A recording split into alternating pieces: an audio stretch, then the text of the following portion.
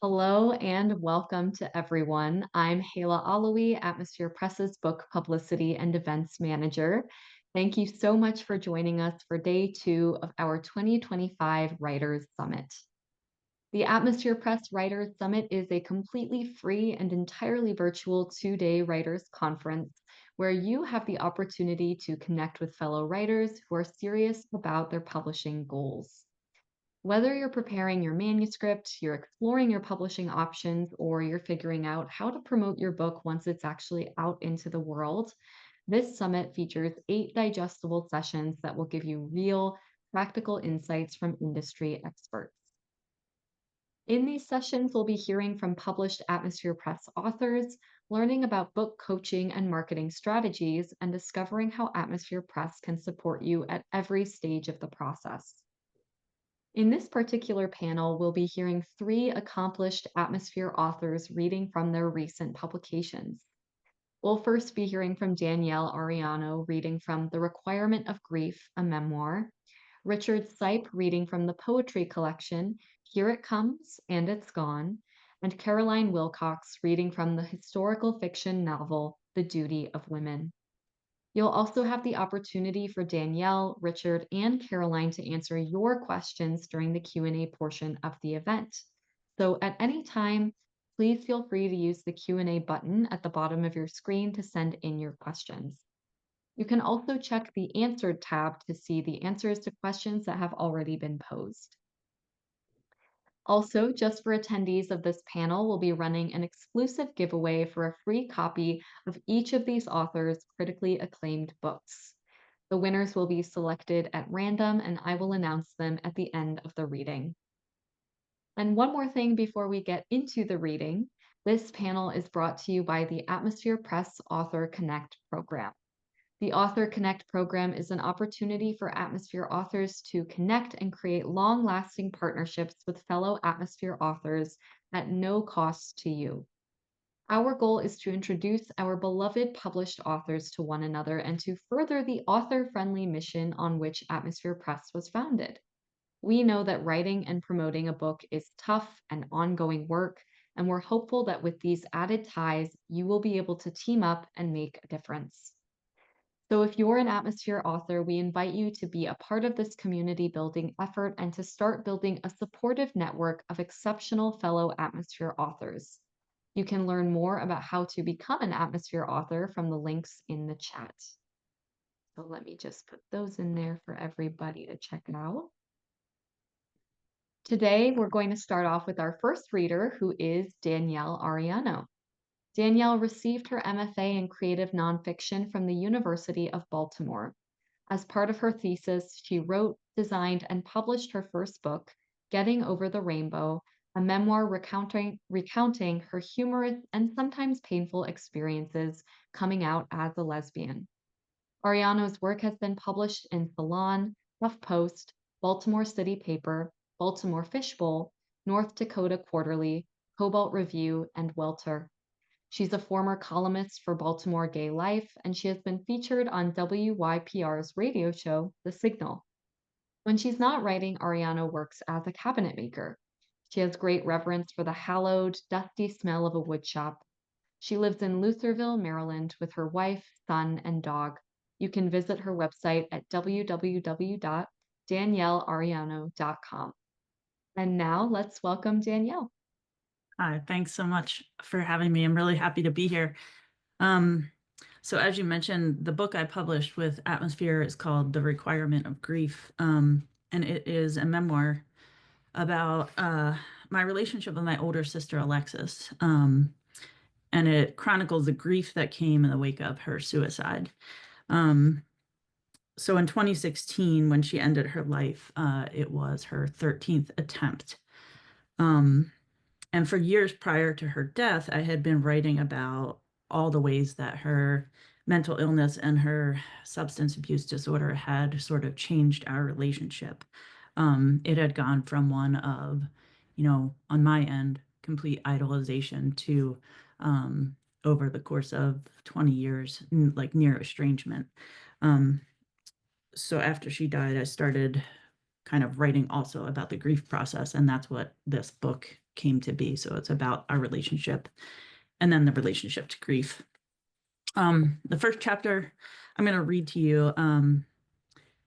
It took place in 2012, and I think the only thing you need to know is that at this point, my sister had experienced a break-in in her apartment, and we were unsure at that time as to whether or not it actually happened, and we were trying to sort through that. Um, it's called Voices. After the break-in, Alexa stays with our parents while she recovers. Weeks slide by, and soon it has been a month. She's terrified to return to her apartment, but living with my parents is not sustainable.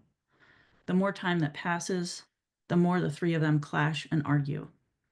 When she finally goes back to her place, my parents breathe a sigh of relief, but it's not long before she begins calling home to complain about her neighbors. They yell at me through the walls, she tells my mom. They say my TV is too loud. When my mother relays these stories to me, I wonder who the hell these people think they are. I find myself Googling the address of the neighbors, which leads me to a property record with the name of a person who owns the row house next to hers. I type the neighbor's name into the search engine and wind up staring at a picture of a lovely blonde-haired woman on the website of a Philadelphia law firm where she is an attorney. I look at the photo, feeling disappointed, realizing that I was hoping to find some proof that this woman was bad news. A mugshot would have been a jackpot, but I would have settled for something smaller, like a quote in a news story that showed she was mean-spirited. But there's just this lawyer picture of her, looking all put together. Over the next couple of weeks, Alexis continues to call my parents with more and more stories about harassment. All the stories have a similar frame, with the people yelling through the walls for no reason. But then one day, the story changes. Your sister said there was a man on the roof messing with her cable dish and that he was talking to her through the TV. Could that happen? My mom asks me. Could a technician do that? No, Mom, I say softly, realizing that the things that Alexis has been describing are not real. I've had countless moments like this before, where the truth has come into sharp focus only to blur again. This moment is significant not because it's the first time I've had this realization, but because it's the last time I'll need to have it. The time that the haze of denial fully lifts. I feel the familiar tug of both shock and recognition. Of course, wrapped deeply inside of, I can't believe this. But my mother can't fathom that some of Alexis's claims don't have a basis in reality, so she makes a plan to spend the night at my sister's apartment. I want to hear these friggin' people myself, she tells me the next time we talk. What? I say, where are you going to sleep? On the couch. That tiny thing? It's only one night. I think of my mother with her bad back curled up on the love seat, listening for things that she'll never hear. And what if you don't hear anyone? Then what? Are you going to stay a second night? Well, we'll see. But before the sleepover happens, Alexis calls my mother at work, screaming that she's been robbed. She's hysterical, says her wallet is missing. My mother calls my father. They both leave work and drive down to Alexis's apartment. When they get there, Alexis is limping around, her feet covered with blisters from a pair of shoes that she wore out to a bar the night before. Her TV has been knocked off the stand near the kitchen window. I was dusting the window for prints and it fell, she tells them when they ask her why it's on the floor. They find the wallet beneath one of the many piles on the floor of her messy apartment, but Alexis insists that someone had been there and robbed her. She points to a brown smear on the floor. See that, she says? They track dog shit in here. My father gets down on his hands and knees to look at the mark, to smell it. He discovers that it's a brownie. My feet hurt so bad, they're so sore, Alexis says. Come on, my mother says, coaxing her. Let's just go get those feet taken care of. We really should have someone look at them. Once they get to the hospital, the doctors call for a psych evaluation and determine that she needs treatment. When Alexis realizes that she's being admitted against her will, she begins shouting. A couple of orderlies take her out of the room screaming. Thank God, I say when my dad calls me to tell me what happened. At least we know she's safe now. She's pretty angry with us, he says. She's calling mom and saying that if Grandpop knew that we'd put her in a mental hospital against her will, he would roll over in his grave. I feel the old burn of anger well up inside of me when I hear this. How can she be both so sick and so manipulative? How is it that she can be totally out of touch with reality and yet still know exactly what buttons to push in order to make our mother feel like shit? Bringing up mom's dead father is a new low. Alexis gets released a few days later when her hallucinations subside. In the next month, we find out that her landlord will not renew her lease. So we pack up her belongings and she moves in with my parents. The whole episode is like a deep wound. Every time it starts to heal, we move in some way that opens it up all over again. Alexis refers to it as the time you had me put away. Years later, when I think of my mother offering to sleep on the tiny love seat and my father bending down to inspect a brown spot on the floor, I understand deep in my bones that this is what hope looks like. So that's one of the longer chapters in the book. And I'm just going to read two shorter segments. The book is sort of organized between a lot of shorter and longer things, partially because it's sort of a heavy topic, and I wanted to give the reader space, to breathe between some of the heavier things. Not that the short ones are necessarily light and the long ones are necessarily heavy, but just to sort of have a little variation in there. These two chapters are around suicide notes. As I said, my sister made 13 attempts on her life. Sometimes she left notes and sometimes she didn't. And both of these chapters are about notes. And I think they sort of show my growth over the period of my grief. This one's called Third Attempt Note.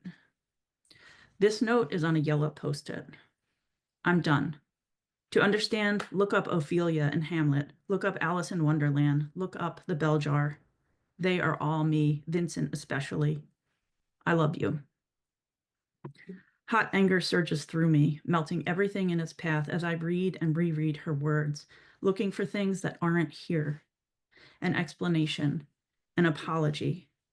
My sister is a writer, and this note, scrawled in sloppy handwriting, after the drugs and alcohol had begun to take effect, was all she thought to leave behind. I fold the paper in half twice and slide it into my wallet.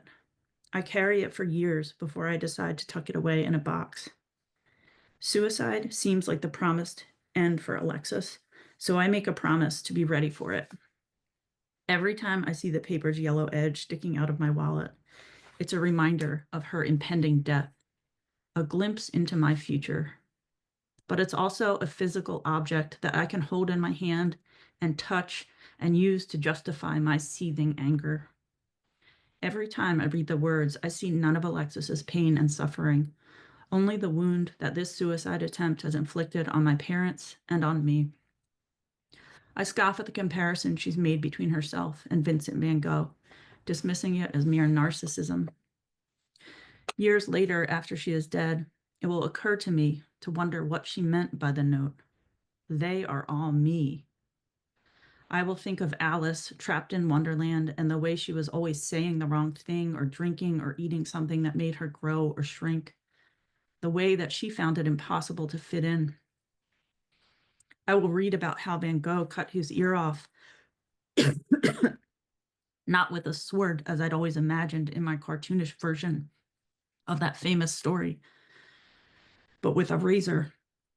And finally, my anger over this note will lift. In its place, a deep sympathy for how Alexis felt in the world will settle into me. Excuse me.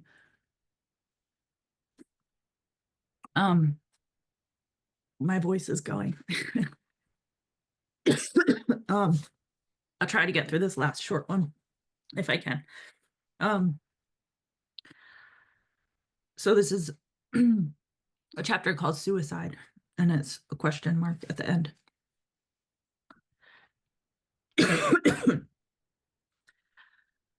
Don't you think she would have written more, my mother? asks in the weeks after Alexis died, referring to the suicide note. A longer explanation. I didn't. My sister's life was her explanation. It had been hard. She had struggled, suffered. We all knew it. We had watched. We had tried to help. We had failed. What was left to say? When my mother brings this up, I tell her I can understand why she'd ask this question, since my sister tended toward excess rather than restraint. But I do not think that the fact that she hadn't left a long note means something. And I specifically do not think that it means that she hadn't killed herself intentionally, which is what my mother is getting at. My mother has a long history of denying things about Alexis, that she was an alcoholic, that she was a drug addict, and most of all, that these two things contributed to her mental instability. In fairness, I think my mother would say that I obsessed over my sister's addictions and rarely gave enough weight to her mental illness. At any rate, our family has yet to receive the autopsy results from the medical examiner. So questions loom about the official cause of death. And it seems that we've each started to come up with our own version of what happened. My mother is hoping that Alexis died in a way more benign than suicide, an accident perhaps. And she's using the note as a piece of evidence to support her theory.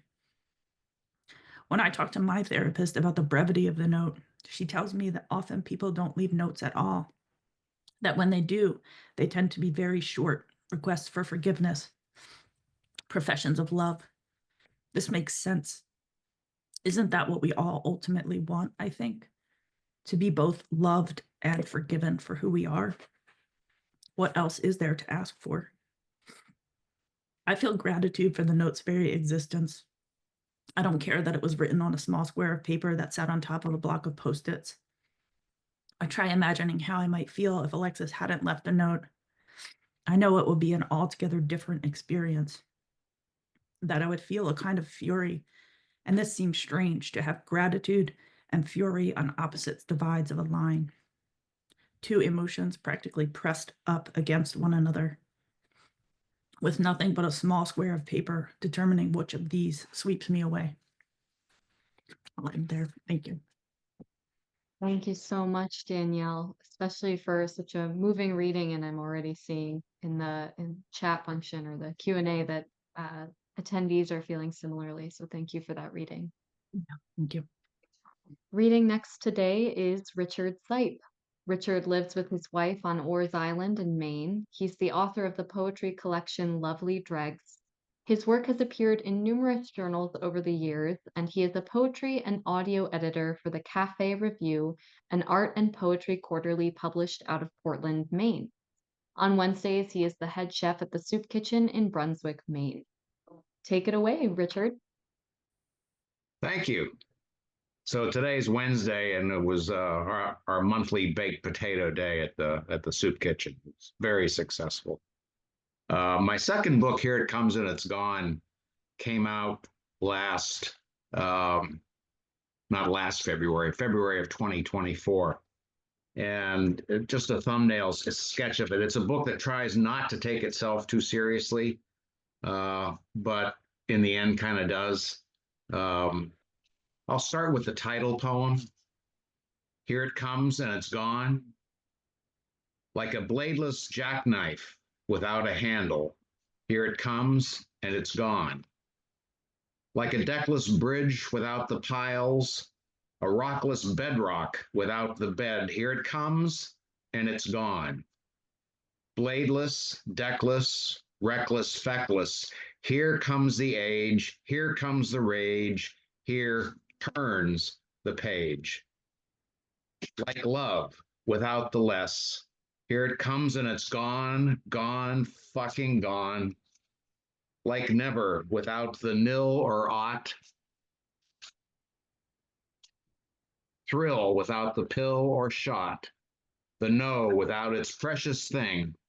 Here it comes and it's gone. Here it comes and here it comes and here it comes. Hear it. Here. and the poem kind of disappears off the page. The next poem is about a poem that likes to be difficult. You've written poems, you occasionally run across one of these. It's called Sans Les Pantaloons. I chased the poem out of the house that night, across the lawn and down the street into the town. I did this because the poem had no pants on, no idea what it was about to say, to reveal, or portend. So I was running madly behind, waving the poem's pants in the air, urging, screaming, "You can't go out like that." But the poem wouldn't listen, all flopping about as it was and diving over the yews by the hibachi bistro, then wiggling behind a Ariano dumpster, and poof, that was that. So now, as they say, it's out there.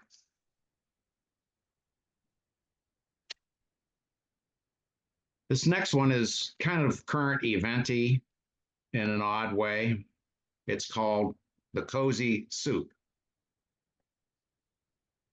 All this natter about borders, nationality, and race finds me longing for the simpler days of primordial ooze when we all moleculed about the cozy soup in our unsovereign states of goo, gunk, silt, slop, sludge, alluvium, and muck. When we had a convention back then, we just mired our slimy non-butts over to the consomme and checked in. No need to take off our shoes. And when someone threw up, nobody knew who. This next one is called Cow Game, and it goes back to when I was a kid with my sister. Cow Game. I played the cow game with my sister in the back seat on long country drives to nameless places with our parents. The left cows were hers, the right side mine, while a trusting ledger between us tallied our scores in the bucolic reeling on. And if a cemetery intervened on whichever side of the Burgundy Grand Torino, we lost our cows, and they were dead, the score reset. But then, after a while longer, we were there.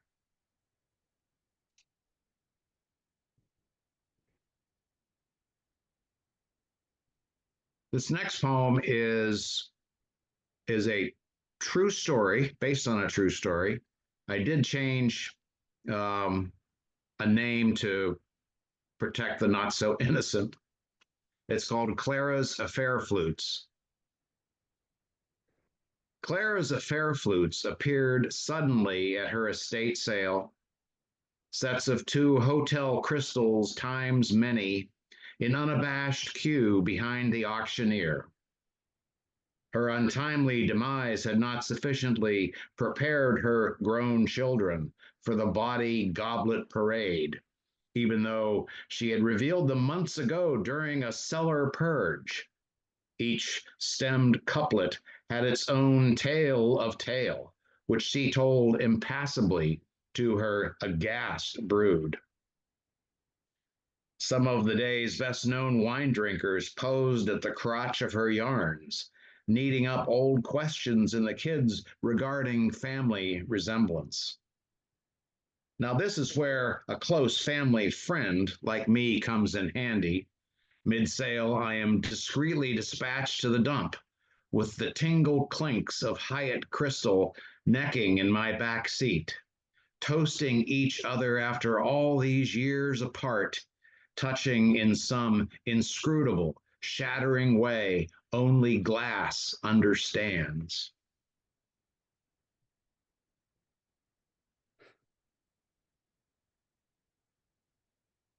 This one is called The Poet at the Dive Bar Fight. If I'd been there, I would have pummeled their fists with my jaw, shattered their booted tootsies with my groin, and vomited upon their collective well beings with maudlin poetry rife with device. They're lucky I wasn't there that night. My ambulance would have flattened their assonances.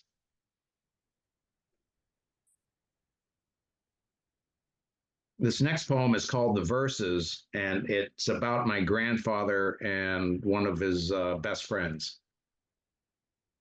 The Verses. The brandy bottle came out when J. Rankin Downey crossed Sixth Avenue in the evening to debate politics with my grandfather before dinner. It was a hidden Christian Brothers fifth that emerged from behind the history of Beaver County on Granddad's library shelf that facilitated their dialectic, though neither man was a model Christian. But they were the gentleman spirits of proper and perfect in the verses, horns and wings engaged elegantly until the roast was ready, and Miriam, from her husband's certain bent back across the river Sixth, always knew who won.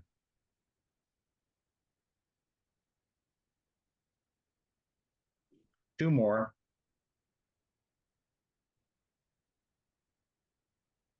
A dog's life left. I lap the liquid seasons from my bowl.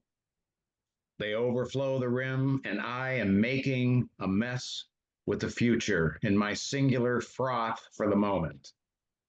I am unwittingly close to the careen of a screaming Buick LeSabre, but that asphalt yard in between me and the white walls is the ether chomp of a fat pig's ear in my chaw.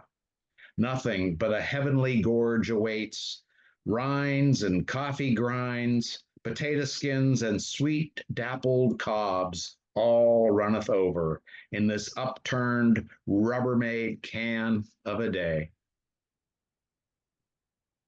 And finally, I can't get out of a book without at least one cat poem. And so there's one here near the end. It's called Cat Sitter. Cat Sitter. My hemorrhoid cushion looks a lot like my black cat curled up on the recliner. So I'm always worried about sitting on her, although she would be soft. Thank you. Thank you so much, Richard, especially for giving us a taste throughout the collection. I think it's always wonderful to get a sense for the poet's voice that way. Reading next today is Caroline Willcocks. Caroline is an author, podcaster, and history nerd based in rural Herefordshire, England. She has a background in theater, journalism, and charity work focusing on women's and refugee issues. Caroline writes historical fiction, notably the Tudor Queens series, which includes Of Aragon, The Duty of Women, and Girl Queens. Her writing explores human emotions within historical settings. She also hosts the podcast Tudor and Stuart Fairy Tales, where she reads classic novels and her own works. She has two children who she hopes she doesn't embarrass too much, and she shares her home with her husband, two cats, and a dog. Caroline, the stage is yours. Okay, thank you, Hala, and can I just say how wonderful it was to listen to the other two contributors and totally different, but wow, wow. Anyway, my background in journalism means that I quite like a story. I quite like something that I know what's happened. But I'm also very interested in the characters that inhabit that story. And The Tudor Queens is a series about the queens and looking at them with the eyes of the narrator, who is a more modern kind of woman. Now, Anne Boleyn, people are obsessive about Anne Boleyn. I mean, every year on the anniversary of her death, someone sends a bouquet of white roses to her tomb. I mean, they are obsessive. I wanted to show her as someone who was at times very difficult, but also someone that you could respect and admire. Right. By Whitsuntide, Anne was 6 months pregnant, but there was one more ceremony to go through before she could withdraw and rest before the birth of her baby. It wasn't enough that Queen Anne was now acknowledged as the king's wife. She must be crowned and anointed, just as he and Catherine had been at the beginning of his reign. I tell you, daughter, I have never seen such a display on the Thames as when Queen Anne was carried with the tide from Greenwich to the Tower of London. There were hundreds of crafts, about 100 larger boats, including Anne's own barge, the King's barge, the Lord Mayor's barge, and the barges that the lesser ladies and servants were carried in. Then there were over 200 smaller boats, all tagging along beside. I was in one of these with Thomas Cromwell and his household. As a musician, I was not part of the new Queen's retinue, but in Thomas Cromwell's barge, we were able to come close to the royal barges and see what I couldn't have seen if I'd been crammed in behind, or one of the thousands of people lining each bank of the River Thames, children on their fathers' shoulders, women standing on tiptoe, all to catch a glimpse of the new Queen. "She's big with child," Cromwell observed. The rich red gown she was wearing did not conceal her growing belly, rather it emphasized it. It was her triumph. Helped on by some ladies, she took her seat in the main body of the vessel, underneath a canopy bearing her coat of arms. Cromwell commented wistfully, "I remember when my Lizzie was pregnant. She was sick all the time. She could not have borne the motion of the water." Cromwell looked very sad. His wife, whom he had adored, had been taken by the sweating sickness 4 years ago, followed soon after by his daughters. Only his son, Gregory, remained, sitting near the front of the barge now, shouting and singing along with the king's musicians. That was one reason why Cromwell had been so kind to Will and to some of the other young men in his household. Apart from Gregory, they were his family now. He had been such a devoted husband and father. I wondered what losing them had done to him. Of course, he didn't show it, but life can become very cheap when you have lost those you love. "Will she get through all the ceremonies?" Will asked, being so great with child. He looked at me, maybe hoping that I would soon be in the same situation. I smiled tensely at him, and he squeezed my arm apologetically. "Soon, Cat, soon," he whispered.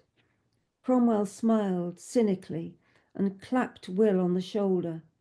"She will get through every ceremony, that one. She will get through anything to get what she wants."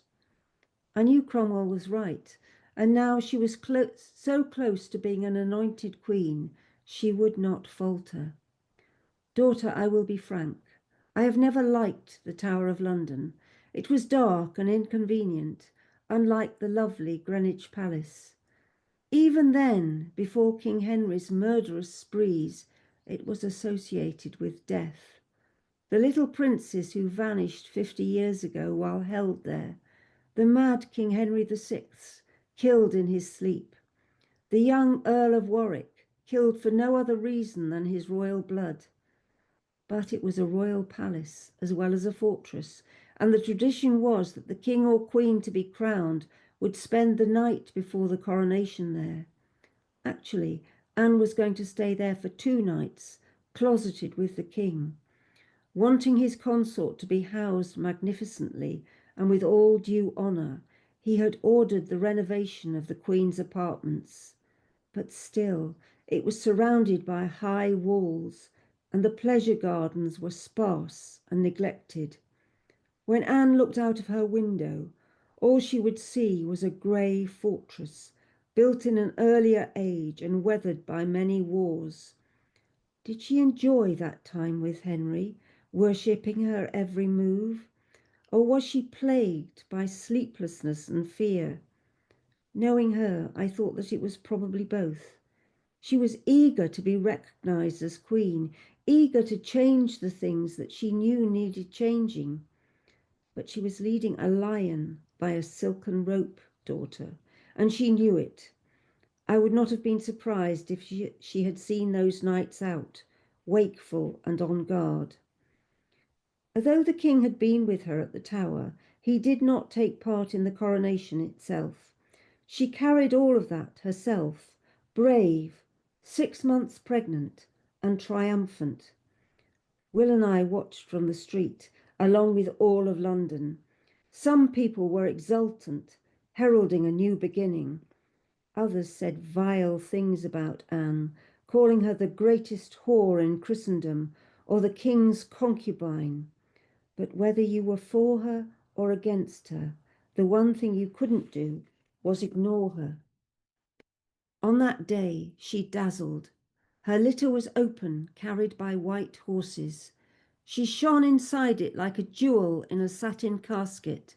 She was wearing white, which was shot through with gold, shimmering and catching the sunlight. Her coif was in the French style, white satin crisscrossed with gold. Over it she wore a golden coronet. She was smiling and looking all around her. There were cheers. Some people were holding back, but she was pleased to acknowledge them. As I watched her, she suddenly sat up straight and looked directly at me. She waved for a moment and then made a motion of strumming a lute.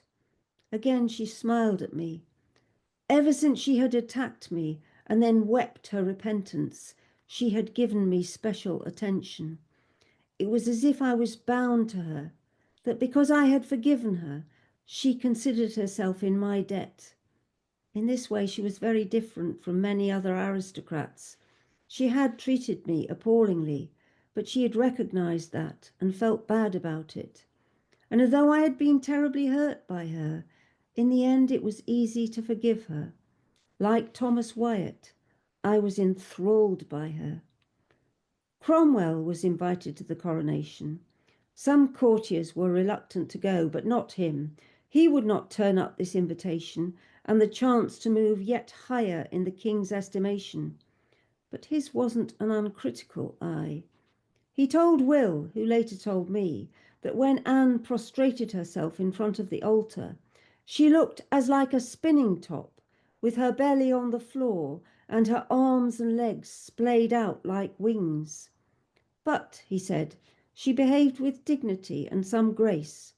Now she is in place, and Cranmer is the Archbishop of Canterbury. Let us hope we can proceed apace with reform. Lady Jane Seymour was less diplomatic. Like me, she loved the old Queen, Catherine of Aragon. Catherine of Aragon was in internal exile, and it was as if she had never occupied the throne. But Jane remembered her. For Jane, Catherine was the only true queen, and Anne Boleyn was indeed a concubine. There were others who agreed with her. Half the ladies of the court found some excuse not to be there, she told me. The king's sister Mary stayed away with her daughter, and I couldn't see the Duchess of Norfolk. They are refusing to acknowledge her. They will stay away from the court until she falls from grace. It won't be long. I protested. Jane, that is an unwise thing to say. Don't speak to anyone except me in this way. You could be in danger. She is the queen now. Don't worry, I'm careful. You don't count, Cat. I smiled sarcastically. Yes, I know, I'm just part of the background. I didn't mean it like that, you know. I mean, I can trust you. She smiled at me, and for a moment her plain face looked almost beautiful. Thank you so much, Caroline. I'm really pulled back to that line from your bio about exploring human emotions in these historical settings. And that was really an excellent excerpt displaying that. So thank you for that. At this point, we do have time for our audience Q&A. So if you have a question for one or more of our authors, go ahead and type those in the Q&A box at the bottom of your screen, and we'll do our best to get to as many as we can. These can be questions about the particular works. They can be questions about the author's publishing journeys, or writing experiences, anything like that that you're wanting to hear from our authors about. This first question is for all three authors. What is something that you now know about publishing that you wish you had known before you published your first book? I'm thinking we could start in reading order. So, Danielle, do you want to start us off with this one? Sure. I guess I would say, this was sort of alluded to in some of the past panels, but it really is the marketing piece. And then, that you are the marketing team for your book pretty much, unless you are going to hire somebody. And it takes a lot of effort and it takes a lot of time. I wound up doing a little bit of both. I worked a little bit with Atmosphere. I worked a little bit with a friend who has a very small PR firm who helped me get some events set up. And then I did a lot of legwork and setting up events and setting up readings. But it's a lot, and it can be overwhelming. So I think some of the things that were talked about during the conference will be really helpful to people on the back end of the publishing. Yes, definitely. I hear that over and over from authors is, how to approach that because it's the most unfamiliar territory. So it's definitely something to know going into it. Richard, what about you? Something that you wish you had known about publishing ahead of time? Well, I had the one book under my belt to start with, and I would agree with what Danielle said about the marketing. It can be daunting. And for the second one, I leaned on Atmosphere more for the marketing of the second one, and I was happy with the results that I got. It got the book out there more, and I did a lot of groundwork myself locally. There's quite a active poetry community in Maine, and I belong to a couple of writers associations. It doesn't hurt that I'm on the staff of a journal, and we do monthly readings. So we had a kickoff of the book at one of our monthly readings. But it seems like it's easier to write the book than it is to market the thing. Maybe it's not, but at the time you're in the middle of it, it sure does. Right. No, I totally understand what you mean by that. And kind of it's echoing Danielle's point too, to the same kind of idea. Caroline, what about you? Something that you wish you had known about publishing before you published your first? Well, I think again, I'm echoing the other two contributors. I tend to think that a lot of writers are probably introverts, and we like we like walking through different worlds that are in our heads. And then you have this baby, this book, and there's this kind of thought among your friends and things that it goes onto Amazon and then that's it. But of course, millions of books go onto Amazon. And I think that what I've learned is that um, the marketing is ongoing. And there are times when you really feel you can't do it anymore. You really feel I've had enough. And then it's okay to take a break for a couple of weeks, but just go back and keep going. That's what I would say. Yes, definitely. Thank you for that point because I think there is this idea that you've got to be constantly on and doing all these things. And that's a really good reminder that you don't have to be constantly on. You can definitely take breaks and take things at your pace. Mm. This next question is specifically for Danielle. I imagine that you have a very specific audience. Was it difficult to find your reading audience? Yes, as a writer, it's kind of something that I personally struggle with. And I kind of lean on other people to sort of help me in the, when you're pitching your book, like that's really like, I guess there's two ways I think about audience. One is, the marketing piece, like who's going to buy the book. The other is just like sort of an imaginary reader of who would find value in your book. And I think when I'm writing, I'm really thinking more about that. And so I was very conscious as I wrote to, I think, anybody who's experienced grief basically could be an audience for this book. It's not specific to suicide. And as I was writing, I really considered, how the audience is going to feel as they go along. How are they going to be emotionally responding to this? And, like I mentioned, do they need a break? Do they need something lighter here? In organizing it, I really spent a lot of time thinking about the audience. And I guess on the marketing piece, then you're trying to figure out like who is going to buy the book, and that's sort of the same, but sort of not. So it's a little bit different, but Yeah, but I think that's a great point about, it can seem for some books that you're looking at a really specific niche audience, but often there are kind of tangential points or tangential audiences that will still be interested in your book. So I'm glad to hear that perspective from you as well. This next question is again for all three authors. Since we were hearing about the marketing, how did you market your books? And did you find that anything was particularly successful for your book?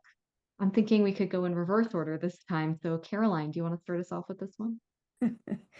Well, I live in a village in the countryside, so I don't have the kind of access to actual physical outlets. I've got relationships with two shops in the village, one of which is a bookshop and one of which is a local history shop. And they both stock my books. And I've done signings at both of them and also at a local cafe. And I've managed to have signings a bit further apart in Worcester, which is a city, and I'm just coming up to doing one in Ludlow, which is where Catherine of Aragon spent some of her youth. Um, and apart from that, I've done it online, and it's been hard. It's been tough. Um, I mean, I joined and belonged to many historical groups, but you can't use these groups. You can't just kind of bung stuff at them. You have to contribute because otherwise they're not going to read what you say. And so I've joined a lot of groups. I've started doing stuff on TikTok, and I do a lot of reels on Facebook as well. And I just kind of keep on working on, really. That's what it is. Yeah, it comes back to that consistency piece for sure. Yeah. And Richard, what about you? Are there any specific strategies that worked well for you? Well, like Caroline, I haunted the local bookshops, and there's a lot of little hole in the wall bookshops where I live, and uh, I got them to stock my book. I go to a place in New York, which is kind of an of a arts retreat in the summertime called Chautauqua, and there's a very um, active writers center there, and they, among other things, do readings, and and they had book fairs going on there, and where they were sponsoring all the Chautauqua authors that had recent books. So I participated in that. I just set up a table and a shingle, and I was happy with the results there. And again, I did lean on Atmosphere. Atmosphere did a great job of sending my book hither and yon for reviews. I did a little of that myself. So it was a kind of an all of the above strategy. It does get a little, you do have to take a break from it. It's probably less so now because, you know, it seems like a lot longer ago that I wrote this book than I actually did. Um, but occasionally, I get invited to a reading, and I'll go do that and bring a bunch of books with me and sell a few. So that's always gratifying. Yeah, definitely throwing in some events to the mix, like you mentioned. Um, and again, yeah, definitely take breaks as needed. Danielle, closing us out on this one, anything that has worked particularly well for you in marketing your book? Um, I mean, really, uh, I guess two things. One thing is look for any programs that might help you to amplify your book. I wound up applying for and winning an Author's Corner Spotlight through a program called the Inner Loop, which is for local writers in the DC, Maryland, Virginia area. And they helped me get my book in bookstores, which I would never have been in. Um, and so that was huge. They also helped me promote it, and several other things. I didn't know that existed. I found out that that existed through the PR person who I am friends with and sort of like worked with. Um, and he said I should apply for this. And I was like, is it real? Like, because it sounded too good to be true. And it turned out to be just this absolutely amazing thing on top of the marketing. I met other writers and connected with them. I guess events really seem to be the place where you might sell books. I think my most successful event, selling wise at least, was with uh, it was called Books and Brews, and it was it was just like a book fair pretty much in a brewery. Um, and instead of doing like the social media blasts, I specifically reached out to like people I knew who I don't really hang out with, but I know that they would like a brewery type of atmosphere. So I really tried to, as things progressed, I did, readings, I did events, and some of the events, like, I think it worked well to sort of have a different theme for each event, and maybe even have a panel of readers that you're sort of like working with. That worked really well. But I think like knowing who would be interested in the event instead of, just throwing stuff at the wall and sort of like putting out a Facebook invitation to, all of the people you're friends with, might be probably the things that I would say were the most successful. Yes, keeping that variety in there, I think, is a great piece of advice to stick with as you go through marketing and keeping things fresh. So, lots of great insights here. This is all the time we have for questions in this panel, but if you have a question that wasn't answered, please check out Atmosphere Press's YouTube channel for previous live author readings. All three of our featured authors today have featured in those readings in the past. We've got lots of great Q&A sessions to refer back to for interesting Q&As then too. But that being said, thank you so much to Danielle, Richard, and Caroline for being here with us, for sharing your books, your words, and of course, your experience as published authors with us today. And thank you to everybody in the audience, as always, for being here and for putting in your thoughtful questions. The final session today will be the conclusion to the inaugural Atmosphere Press Writers Summit. We have one final super exciting giveaway, which our founder and CEO, Dr. Nick Courtwright, will tell you more about in that session. To rejoin the webinar for the next panel, just click the same link you clicked to join the webinar for this panel. The next panel is going to begin very soon, so while you're in the digital waiting room, you can enjoy excerpts from the audiobook, A Memory of Light by Allison S. Barkley. Thank you again to this panel's sponsor, the Atmosphere Press Author Connect program. Visit our website to learn more about how you can become an Atmosphere author. And I'm happy to announce this panel's giveaway winners. The winner of a free copy of The Requirement of Grief is Lucinda Green. The winner of a free copy of Here It Comes and It's Gone is Christine Gabrielle. And the winner of a free copy of The Duty of Women is Fernando Costabile. Please look out for an email from Atmosphere this week about arranging the delivery of your prizes. And in the meantime, we look forward to seeing all of you in the final session.